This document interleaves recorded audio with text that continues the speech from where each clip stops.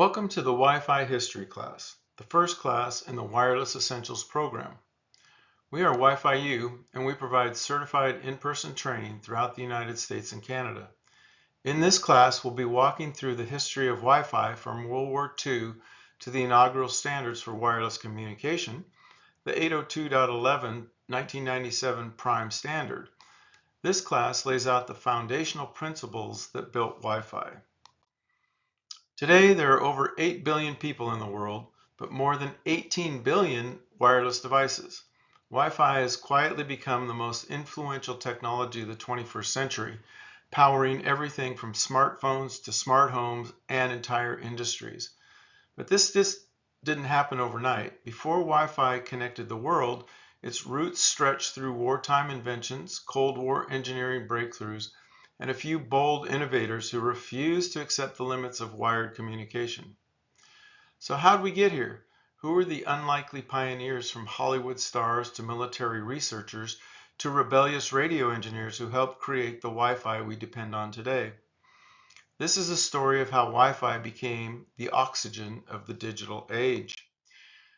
Our story starts with a Hollywood film star, Hedy Lamarr. She was one of the most fascinating women of the 20th century, both a Hollywood film star and a brilliant inventor whose work helped lay the foundations for modern wireless communication, including Wi-Fi, Bluetooth, and even GPS. Her story is told in the excellent book, The Only Woman in the Room. It depicts her early life and marriage to a German businessman who was selling munitions to the Nazis in the 1930s. Hedy made her escape from Germany and fled to the United States, where she worked as a film star, but also as a scientist, trying to help develop a way to stop the Nazi U-boats who were wreaking havoc on the Allied forces. Between 1939 and 1942, German U-boats had torpedoed and sunk roughly 2,500 ships. The Allies were desperate to stop the U-boats, and they experimented with radio-controlled torpedoes. But torpedo bombing was extremely dangerous. The planes had to fly slow and low over their target and on predictable flight paths. This made them highly vulnerable to anti-aircraft fire and fighter jets from the Germans. So the US experimented with radio-controlled aircraft drop torpedoes. However, the Germans quickly discovered they could blast strong RF noise on the control frequency, and that would overwhelm the torpedo's receiver and make it miss or run wild.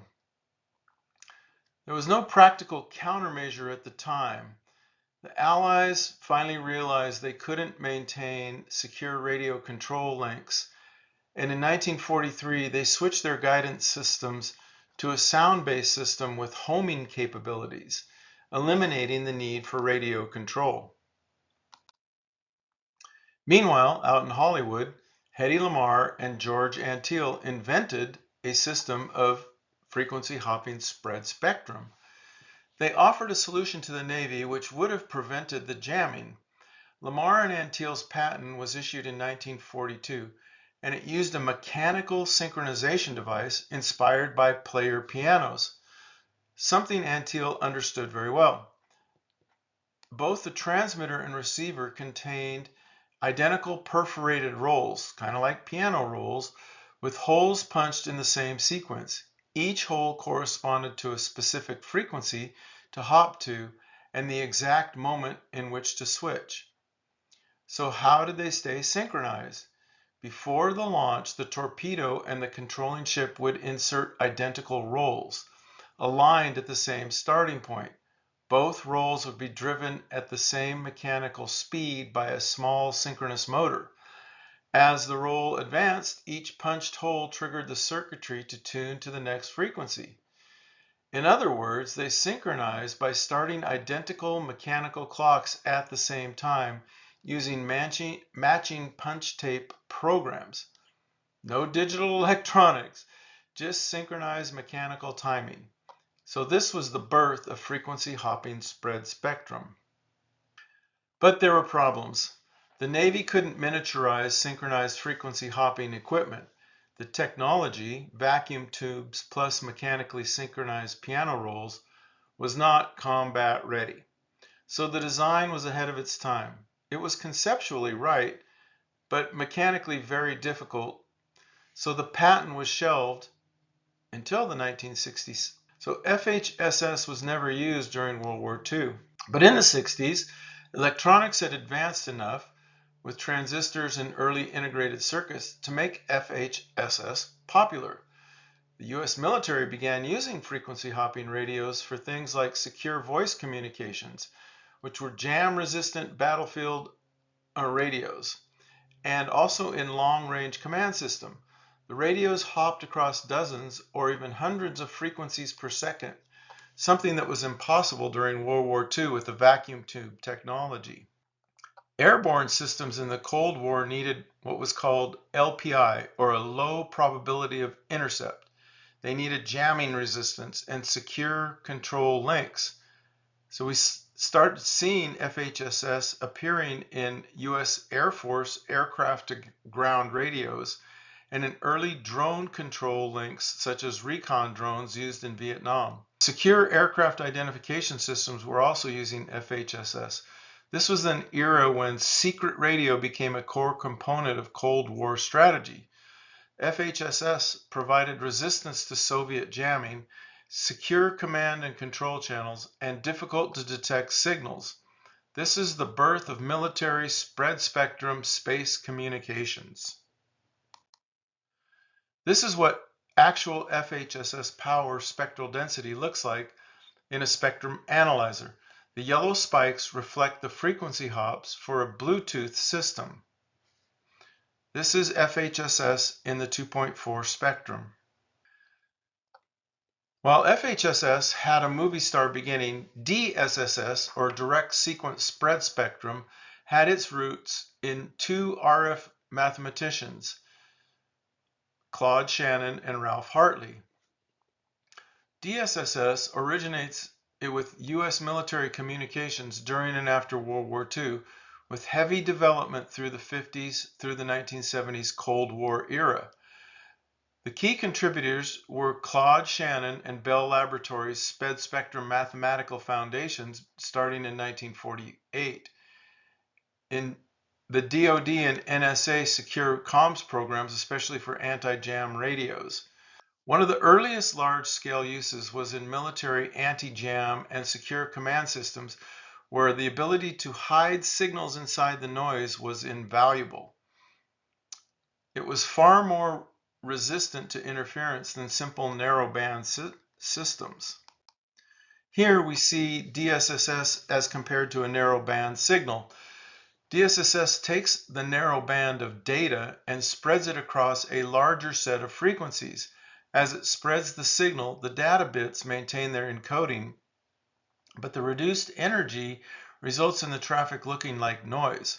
This was great for hiding the signal for military systems, but it also has the added effect of causing interference for the newer OFDM networks that would come later to the Wi-Fi systems.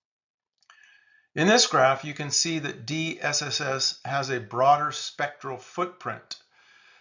It has lower spectral density per hertz, so the energy is spread out, and it looks like noise. This wide spreading makes the signal more resistant to narrowband interference and multipath distortion, and it is resistant to jamming, which is one of the original goals.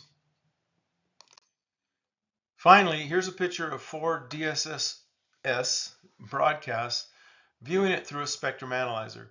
You can see the narrow spikes of noise, which are not DSSS, but actually noise. They're higher than the DSS broadcast. Here's 4 signals broadcasting in 2.4 on channels 1, 5, 9, and 13. Not a common use today, where OFDM systems use channels 1, 6, and 11 and are 20 megahertz wide as compared to the 22 megahertz wide channels in 2.4 spectrum. Another technology that was developed during the 60s and 70s was CDMA. It wasn't chosen as a carrier option by the IEEE, because it required a single operator to control the environment. So it was more suited to a licensed model, whereas Wi-Fi was created to use unlicensed spectrum. But it was used by cell phone companies up until 4G was introduced. Now 5G uses OFDMA, which is the same carrier used in Wi-Fi 6 and Wi-Fi 7. But let's take a look at CDMA. CDMA was great for allowing large groups to all talk at the same time. Imagine a room where many people are talking at once. Normally, you would have to separate them by time or frequency. So, for example, TDMA, time division multiple access, each person is allocated a specific time to talk. In this example, the students wait their turn until they are called upon, and then they talk. FDMA, or frequency division multiple access, we have sopranos, altos, tenors, and bass all talking or singing at the same time. We can hear the difference, but we can only distinguish a few different categories of tones. But CDMA does something different.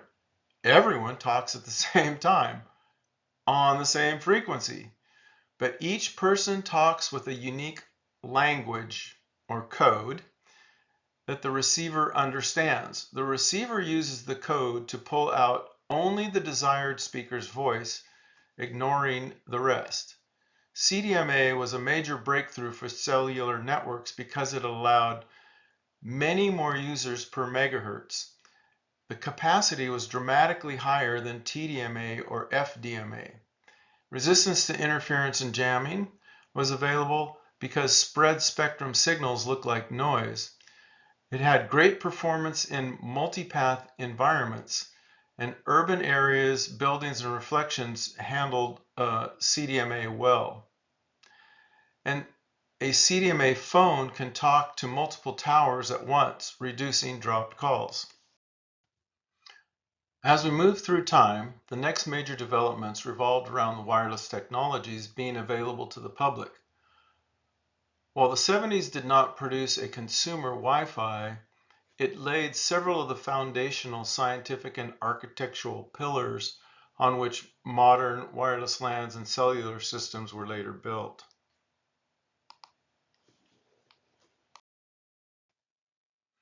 In 1971, the University of Hawaii launched the first packet radio network connecting the Hawaiian Islands.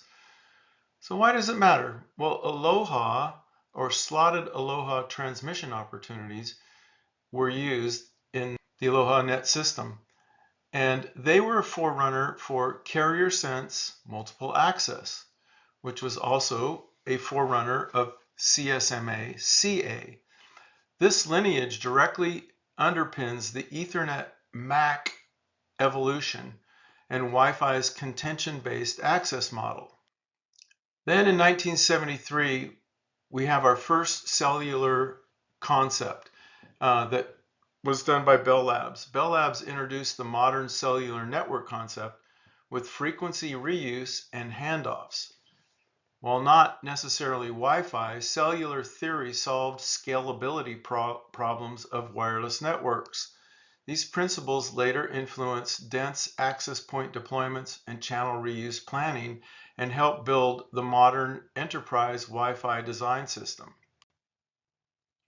Next, in 1978, semiconductors and RF components had made advancements, and MOSFETs, or metal oxide semiconductor field effective transistors, had become small enough to be able to be used in RF systems. RF oscillators have now become smaller, and early integrated transceivers, they reduce the size, power consumption, and cost of radios. This mattered because it enabled radios to move from large vehicle-mounted or rack-mounted systems to portable and eventually even consumer devices. And it set the stage for the 1980s cordless phones and 1990s wireless LAN hardware. In the 1980s, we start seeing spread spectrum radio technology migrating from military to civilian research and experimentation. The conceptual foundation for future wireless LANs is set. And in 1985, in a major move, the FCC opens up ISM bands. ISM, Industrial, Scientific, and Medical bands. But the US FCC allocated the 900 megahertz, 2.4 gigahertz, and 5.8 gigahertz ISM band for unlicensed use. This regulatory change later enabled Wi-Fi, Bluetooth, and cordless phones. Then in 1987, Symbol Technologies introduces a wireless handheld communication systems, which become the prototype for wireless LAN equipment. In 1988, NCR Corporation begins development of WaveLAN, one of the earliest general-purpose wireless LAN systems and a direct ancestor of the IEEE 802.11 Wi-Fi. Before we had a standard, wireless LANs relied on proprietary technologies from companies like Proxim, NCR, and AT&T with their WaveLAN solution, Symbol, and Zircom. These systems operated on the 900 megahertz or 2.4 gigahertz bands and used spread spectrum methods such as FHSS or DSSS, but interoperability was limited as vendor-specific solutions dominated the market. In this book by Greg Ennis, Beyond Everywhere, How Wi-Fi Became the World's Most Beloved Technology, Greg Ennis details how the IEEE and the Wi-Fi Alliance brought together disparate technologies into one unified standard. The story starts out with the Chicago Board of Trade and their antiquated ways of making trades, even in the 1980s. The CBOT is a long-standing market to trade futures for everything from Japanese yen to cattle and everything in between. Chicago Board of Trade, the traditional way of trading was to have people gathered together in a pit and people outside getting the attention of a trader by yelling at them and then giving hand signals to make the trades. Once the price and amount was agreed upon, the trader would write it down on a chit and throw that piece of paper on the ground. People would then periodically come through and pick up the pieces of paper and then input the trades into the main computer. This system was full of fraud, with about 20% of trades being considered fraudulent. So in 1989 and 1990, the FBI launched Operation Hedge Clipper, which targeted the fraud of the CBOT and looked for price rigging and trade manipulation on the trading floors. While the FBI did not call for specific wireless upgrades, they did recommend electronic monitoring technologies, some of which later evolved into wireless systems as the tech matured in the mid-1990s. So in 1991, Greg Ennis was hired to design a wireless network architecture for that terminal, for the CBOT. The project became, in essence, the first practical deployment need that demanded a robust wireless LAN local area network solution, laying the foundation for what would later become Wi-Fi development. Ennis and his colleagues built a proprietary wireless LAN protocol tailored to the trading floor requirements, but it was closed, custom, and limited. Experience from that work convinced them all of the need for a multi-vendor interoperable wireless LAN standard, so that any vendor's hardware could work with any others, broadening the potential market well beyond niche financial floors. This conceptual leap from closed vertical market wireless to open standard-based wireless LAN was essential in Wi-Fi's eventual ubiquity. So the 802.11 standard was ratified in 1997, but it's best understood as a layered convergence of earlier wireless and networking innovations. So for example, at the MAC layer, AlohaNet's random access philosophy appears as a probabilistic backoff and retries. Ethernet's CSMA becomes CSMA-CA to accommodate half-duplex radios. And then DARPA's packet radio research directly drives mandatory acknowledgements, sequence numbers, and retransmission logic to cope with lossy RF links. Then at the physical layer, decades of military spread spectrum research surface as DSSS with processing gain for interference tolerance in the 2.4 GHz ISM band, while advances in MOSFET scaling and digital signal processing ultimately enable OFDM, first standardized in 802.11a to efficiently handle multipath and higher data rates.